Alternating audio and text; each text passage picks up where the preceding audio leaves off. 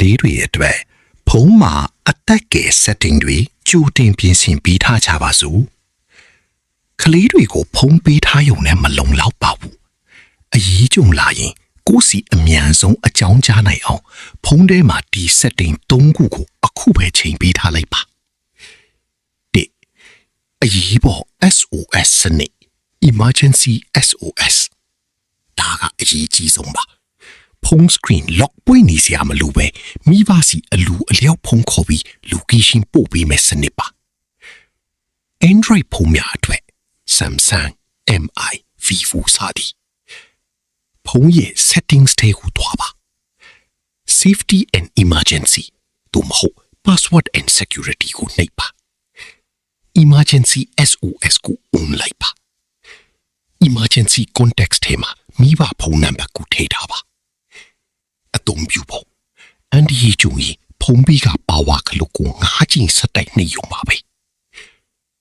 iPhone အတွက် Settings Emergency SOS ကိုတွားပါ Call with 5 process ကို on ပေးပါကျမ်းမာရေး app Health app ထဲမှာမိဘကို emergency contact အဖြစ်ထည့်ထားပါအသုံးပြုဖို့ပါဝါခလုံးနဲ့အတန်ခလုံးတစ်ခုခုကိုဖိထားရုံပါပဲမိဘယ်ရောက်နေလဲအမြင်သိစီမဲ့ real time location sharing နာခလီအပြင်သွားတဲ့အခါခလီကဘယ်နာရောက်နေပြီလဲဆိုတာမိဘဖုန်းကနေအချိန်နဲ့တပြေးညီကြည့်နိုင်ပါတယ်ချိန်နီ Google Maps တုံးပြီးတော့ခလီဖုန်းက Google Maps တဲ့ကိုဝင်ပါ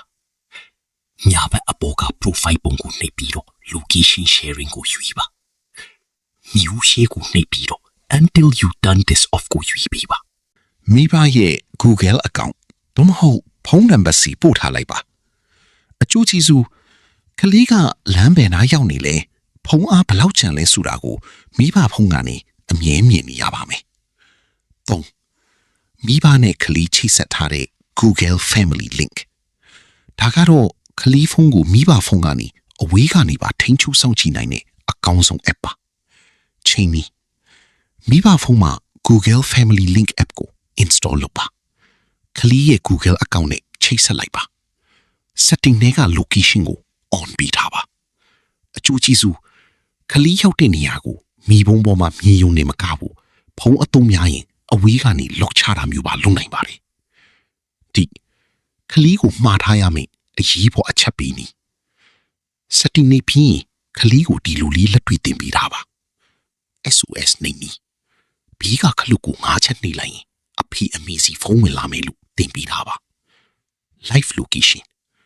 အပြင်သွားရင် Messenger သို့မဟုတ် Viber ကနေ location ကို8နာရီသို့မဟုတ်1နာရီ share လုပ်ခိုင်းတာပါ battery သတိပြုဖို့ဖုန်းအား 20% အောက်ရောက်ရင်လူကြီးကိုအတိပေးဖို့ဒါမှမဟုတ်အိမ်အမြန်ပြန်ဖို့မှားထားပါနီးပညာဆိုတာအသုံးချတဲ့ရင်ကလေးတွေအတွက်အကောင်းဆုံးကိုရန်တော်ဖြစ်နိုင်တယ်ဒီနေ့ပဲကလေးရဲ့ဖုန်းထဲမှာဒီ setting လေးတွေကိုစစ်ဆေးပြီးလိုက်ပါဦး